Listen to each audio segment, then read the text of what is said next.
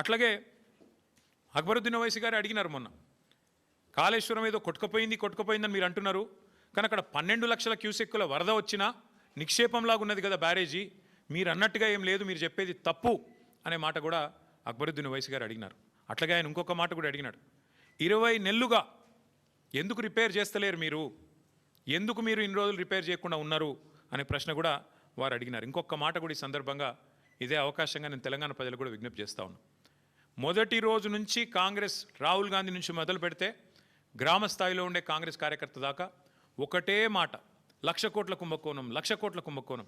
చివరికి వాళ్ళ పిల్లనిచ్చిన మామ రేవంత్ రెడ్డి గారికి, పద్మారెడ్డి గారు, ఆయన చెప్పారు 94,000 కోట్లు ఖర్చు అయిన ప్రాజెక్టులో ఒకవైపు నీళ్లు కనబడుతుంటే 94,000 కోట్ల ఖర్చైన ప్రాజెక్టులో 1,00,000 కోట్ల కుంభకోణం ఎట్లా జరుగుతుందండి, ఇది రాజకీయ ఆరోపణ తప్ప ఇంకోటి కాదు అని పిల్లనిచ్చిన మామ కూడా నవ్వుతూ కొట్టిపాడేసినా కూడా ఇంకా ముఖ్యమంత్రి గారి బుద్ధి మాత్రం మారడం లేదు. వాస్తవం ఏంది, 94,000 కోట్లు ఖర్చు అయినాయని మీ ప్రభుత్వం కూడా చెప్తా ఉంది. బీఆర్ఎస్ ప్రభుత్వం ఉన్నప్పుడు కాళేశ్వరం ప్రాజెక్టు కోసం 93,769 కోట్లు, దాదాపుగా రౌండ్ ఆఫ్ చేస్తే 94,000 కోట్లు ఖర్చు అయినాయని మీ ప్రభుత్వం చెప్పింది. అందులో మేడిగడ్డ బ్యారేజ్ ఖర్చు ఎంత, 4,000 కోట్లు. 4,000 కోట్లలో మన హరీష్ రావు గారు వివరంగా చెప్పినారు, ఏది శాసనసభలో 4,000 కోట్లలో భూసేకరణకు ఎంత అయింది, రిటైనింగ్ వాల్స్ కన్స్ట్రక్షన్కి ఎంత అయింది, ఓన్లీ ఆ బ్యారేజ్ ఏదైతే సిమెంట్ స్ట్రక్చర్ ఉందో దానికి ఎంత అయింది లెక్క తీస్తే మరి 85 పిల్లర్లు ఉండే ఆ బ్యారేజ్ ఖర్చు అయింది 1,500 2,000 కోట్లు. అందులో ఎన్డీఎస్ఏ రిపోర్ట్లు కూడా ఏం చెప్పినారు, కేవలం 7th బ్లాక్ ఒక్కటి పునర్నిర్మాణం చేస్తే చాలు అని చెప్పారు. మరి 7 బ్లాకుల్లో ఒక్క బ్లాక్ దెబ్బతింటే ఆ మొత్తం 7 బ్లాక్లకు 1,500 2,000 కోట్లు ఖర్చు అయింది అనుకుంటే ఒక బ్లాక్ కోసం ఎంత అవుతుంది, 250 300 కోట్లు ఖర్చు అవుతుంది. ఆ 250 300 కోట్లు కూడా ₹1 కూడా ప్రభుత్వం పెట్టే అవసరం లేదు, ₹1 కూడా ప్రజల సొమ్ము వృధా చేసే అవసరం లేదు. ఆ ఏజెన్సీయే నేను కడతానంటూ ముందుకు వచ్చింది. మరి ఇవాళ నేను ముఖ్యమంత్రిని రాష్ట్ర ప్రభుత్వాన్ని అడుగుతున్నా, ఎక్కడైంది వృధా ప్రజల సొమ్ము? ఆ ఏజెన్సీ మళ్ళీ తిరిగి పునర్నిర్మాణం చేస్తానంటుంటే 2 ఏళ్లుగా దాన్ని పండబెట్టింది మీరు, పడావబెట్టింది మీరు, కిందికి నీళ్ళని తీసుకుపోయి బనకచర్ల కట్టుకోవడానికి ఫెసిలిటేట్ చేస్తున్నది మీరు. ₹1 ప్రజా సొమ్ము కూడా దుర్వినియోగం కాలేదు అని మొదటి నుంచి మేము చెప్తున్న మాట ఇవాళ మళ్ళొక్కసారి రుజువు అవుతా ఉంది. 94,000 కోట్లలో మిగతా అంతా బాగానే ఉంది, అన్ని రిజర్వాయర్లు బాగున్నాయి, పంప్ హౌజులు బాగున్నాయి, సబ్స్టేషన్లు బాగున్నాయి, కాలువలు బాగున్నాయి, సొరంగాలు బాగున్నాయి, అన్నీ బాగానే ఉన్నాయి, అన్నీ నడుస్తున్నాయి, వాళ్ళ నీళ్లు పరవలు దుంకుతున్నాయి. మా వాళ్ళు నిన్నగాక మొన్న అక్కడ పోయి జలాభిషేకాలు కూడా చేసినారు. ఇవన్నీ ఇట్లా ఉంటే 94,000 కోట్లలో 250 కోట్లు మళ్ళీ నష్టం జరిగితే దాన్ని ఆ ఏజెన్సీయే పెట్టుకుంటానని ముందుకొస్తే ఇవాళ 1,00,000 కోట్ల కుంభకోణం అని అబద్ధాలు ప్రచారం చేసినందుకు ముఖ్యమంత్రి రేవంత్ రెడ్డి గారు, కాంగ్రెస్ పార్టీ ముక్కు నేలకు రాసి ఈ రాష్ట్ర ప్రజలకు క్షమాపణ చెప్పాలి. ఒకవైపు గోదావరి నీళ్లను వాడుకుంటూ, ఒకవైపు గోదావరి నీళ్లను, కాళేశ్వరం ద్వారా వచ్చిన నీళ్లను ఇవాళ హైదరాబాద్లో మూసీకి అనుసంధానం చేస్తున్నామని చెబుతూ మరొక వైపు ఈ రకంగా చిల్లర ప్రచారం చేస్తున్నందుకు, ఆ కాళేశ్వరాన్ని కేసీఆర్ గారిని బదనాం చేస్తున్నందుకు ముక్కు నేలకు రాసి క్షమాపణ చెప్పాలి అని మేము డిమాండ్ చేస్తూ ఉన్నాం. ఒకేసారి 1,50,000 కోట్లు కాకుండా ముందు 7,400, ఆ తర్వాత నెక్స్ట్ ఇన్స్టాల్మెంట్లో మరొక 10,000, ఆ తర్వాత ఇంకో 20,000, ఈ పద్ధతుల్లో మూసీలో కూడా ముఖ్యమంత్రి గారు దోపిడీకి తెరలోపినారు. ఎంఆర్ అనే సంస్థ హైదరాబాద్లో మీకు తెలుసు, ఎంఆర్ ప్రాపర్టీస్ మీద ఇంకా ఎంక్వైరీ ఉంది. వాళ్ళని పిలిచి మాట్లాడుతున్నాడు ముఖ్యమంత్రి గారు, మూసీలోకి వచ్చేయండి మీరు, నేను 300 ఎకరాల ల్యాండ్ ఇస్తాను మీకు, అర్జెంటుగా మీరు వచ్చేయండి, అక్కడి నుంచి సంస్థను డబ్బులు తేండి, పెట్టేయండి అని చెప్తున్నాడు. ఇంకోవైపు ఇదే ఏజెన్సీ, ఏ ఏజెన్సీని అయితే బ్లాక్ లిస్ట్ చేయాలి అని హెచ్ఎండబ్ల్యూఎస్ సిఫారసు చేసిందో ఆ సంస్థతో మాట్లాడుతున్నాడు. మీరు రండి, ఇందులో హ్యామ్ మోడల్ చేద్దాం, మీకు ముందే ఇచ్చేస్తా, ల్యాండ్ అంతా 400 ఎకరాలు ఇచ్చేస్తా, కట్టుకోండి మీ ఇష్టం ఉన్నది అని వాళ్ళతో మాట్లాడుతున్నాడు. ఎందుకు ఇంత ఆత్రము? అదే ఆత్రం నీకు తులం బంగారం ఇవ్వడానికి ఎందుకు లేదు? అదే ఆత్రం నీకు నెలకు 2,500 మహిళలకి ఇయనికి ఎందుకు లేదు? అదే ఆత్రం నీకు పిల్లలకి స్కూటీలు ఇవ్వడానికి ఎందుకు లేదు? విద్యా భరోసా కార్డులు ఇవ్వడానికి ఎందుకు లేదు? అదే ఆత్రం ముసలోళ్ళకి 4,000 పెన్షన్ ఇచ్చే విషయంలో ఎందుకు లేదు? ఎందుకు అంటే అక్కడ కమిషన్లు రావు, ఇక్కడైతే కమిషన్లు దండుకోవచ్చు, సీట్లు కాపాడుకోవచ్చు. నేను గుర్తు చేస్తా ఉన్న ముఖ్యమంత్రి గారికి, మేము మీలాగా ఆదరాబాదరాగా చేయలేదు. మేము 16,000 కోట్ల రూపాయలతో ఆనాడు సుధీర్ రెడ్డి గారు మన మూసీ చైర్మన్గా ఉన్నాడు, ఓవరాల్గా 16,000 కోట్లతో కంప్లీట్ డిపిఆర్ తయారు చేసినాం. అందులోనే 3,866 కోట్ల రూపాయలతో 37 ఎస్టీపీల నిర్మాణం పూర్తి చేసింది బీఆర్ఎస్ ప్రభుత్వం. 2017లోనే మూసీ రివర్ డెవలప్మెంట్ కార్పొరేషన్ ఏర్పాటు చేసినాం. కాళేశ్వరం జలాలతో ఆనాడే గోదావరి మూసీ నదిల అనుసంధానానికి 17 మే 2023లోనే మేము బ్రహ్మాండంగా పరిపాలన అనుమతులు కూడా ఇచ్చినాం, క్యాబినెట్ అనుమతులు కూడా ఇచ్చినాం. అట్లాగే మూసీ మీద 545 కోట్ల రూపాయలతో 15 బ్రిడ్జిల నిర్మాణానికి మేము ఆల్రెడీ టెండర్లు పిలిచినాం. నేను శంకుస్థాపనలు కూడా చేసినాను. ఇప్పటివరకు ఒక్క బ్రిడ్జ్ కూడా పూర్తి కాలేదు. మీరు రిబ్బన్లు కట్ చేస్తూ తిరగొచ్చు. ఇవ్వాలి మేము కట్టిన ఇంటర్చేంజ్కి రిబ్బన్ కట్ చేయొచ్చు, ఫలక్నుమా ఆరోబి మీరు కట్ చేయొచ్చు. అట్లాగే మేము కట్టిన రిజర్వాయర్లకు ఇవాళ మీరు పోయి డైలాగులు కొట్టొచ్చు. మేము తెచ్చిన పరిశ్రమకు నిన్నగాక మొన్న పాలమూరులో పోయి 4 సినిమా డైలాగులు కొట్టొచ్చు. కానీ వాస్తవాలుగానే ఉంటాయి. మున్సిపల్గా మంత్రిగా ఉన్నాయన ఒక ఆయన కాంగ్రెస్ పార్టీ చేసిన పనులకు షామీర్పేట దగ్గర పోయి గోదావరి జలాలు నెత్తి మీద చల్లుకొని ఫోటోలు దిగి ప్రజల్ని మభ్యపెట్టే ప్రయత్నం చేసిండు. నువ్వు నెత్తి మీద గోదావరి జలాలు చల్లుకున్నంత మాత్రాన నువ్వు చేసిన పాపాలు ఎక్కడికి పోవు అని చెప్పి ఆనాటి మంత్రికి నేను చెప్పదలుచుకున్నా.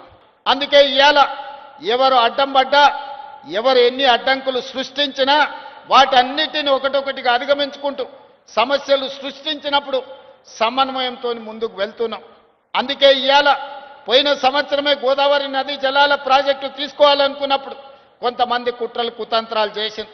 వాటన్నిటిని అధిగమించి ఇవాళ 7,360 కోట్ల రూపాయలతోని 20 టీఎంసీల నీళ్లను ఇవాళ గోదావరి జలాలను ఇవాళ ఉస్మాన్ సాగర్, హిమాయత్ సాగర్కి నీళ్లు తీసుకొస్తున్నాం.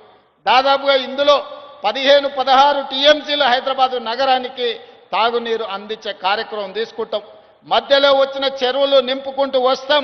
దాదాపుగా 4-5 టీఎంసీలు మూసి ప్రక్షాళనకు వాడి ఈ మూసిని పట్టి పీడిస్తున్న కాలుష్యాన్ని తొలగించి హైదరాబాదు నగరంలో ఉన్న డ్రైనేజ్ వ్యవస్థను మొత్తం మూసిలో కలపకుండా, హైదరాబాదు ఫ్యాక్టరీల యొక్క కాలుష్యాన్ని మూసిలో కలపకుండా ఇవాళ నియంత్రించడం ద్వారా, ఎస్టీపీలు ప్రారంభించడం ద్వారా కాలుష్యాన్ని కూడా నియంత్రించదలుచుకున్నాం. బాధ్యత ఈరోజు తీసుకున్నాం.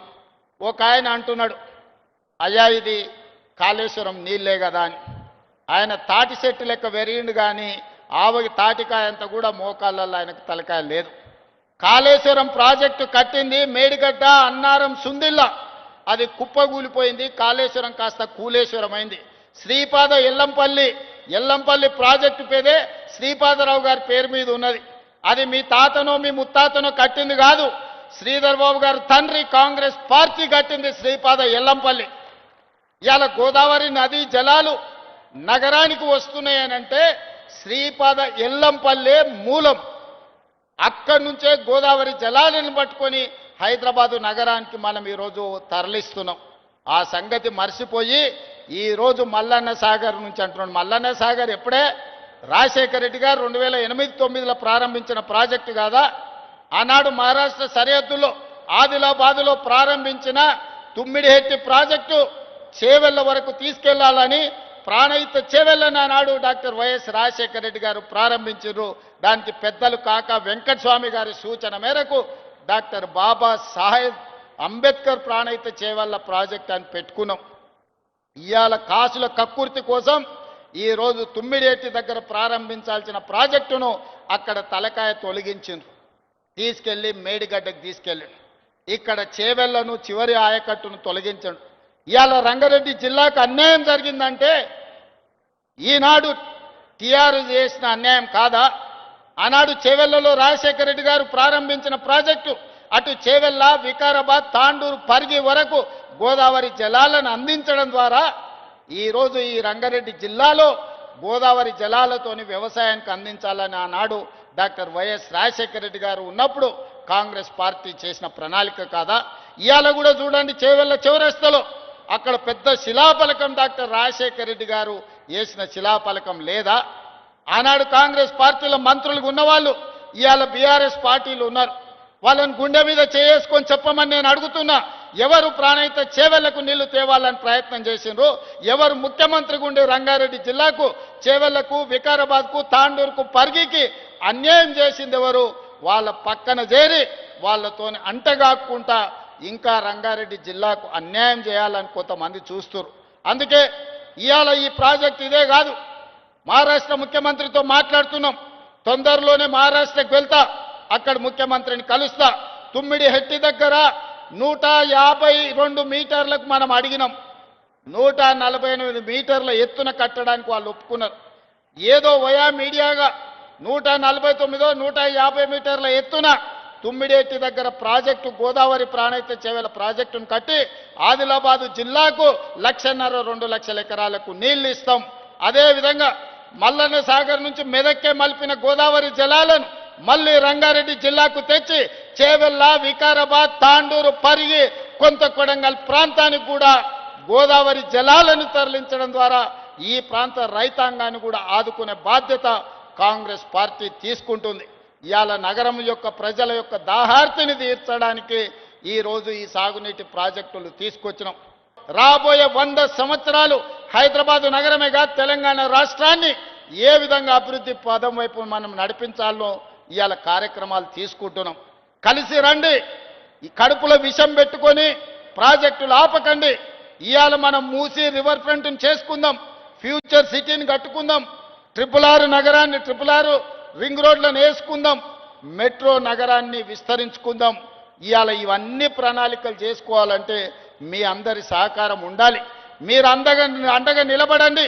రాబోయే 10 ఏళ్లలో అద్భుతమైన నగరంగా, ప్రపంచంలోనే గొప్ప నగరంగా హైదరాబాదు నగరాన్ని తీర్చిదిద్ది లక్షలాది మంది నిరుద్యోగ యువకులకు ఉద్యోగ ఉపాధి అవకాశాలు కల్పించే రాష్ట్రంగా మన తెలంగాణను తీర్చిదిద్దుకుందాం. హిట్ టీవీ యాప్, ఇందులో short news, live news, entertainment shows, movies, digital magazines తో పాటు మీ జిల్లా వార్తలను కూడా ఫ్రీగా చూడొచ్చు.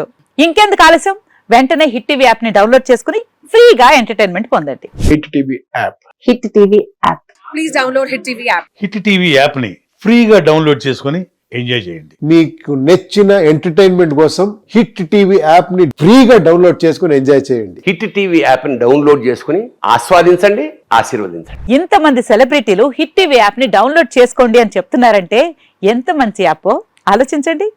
అమెరికా అమెరికా అమెరికా అమెరికాలో చదవాలనుకునే వాళ్ళకి విశ్వసనీయమైన పేరు మన శౌర్య కన్సల్టెన్సీ. UK లో 1 year masters. UK లో 1 year masters. 2 years work permit up to 5 years visa. Contact Saurya Consultancy. Contact 89851 89851.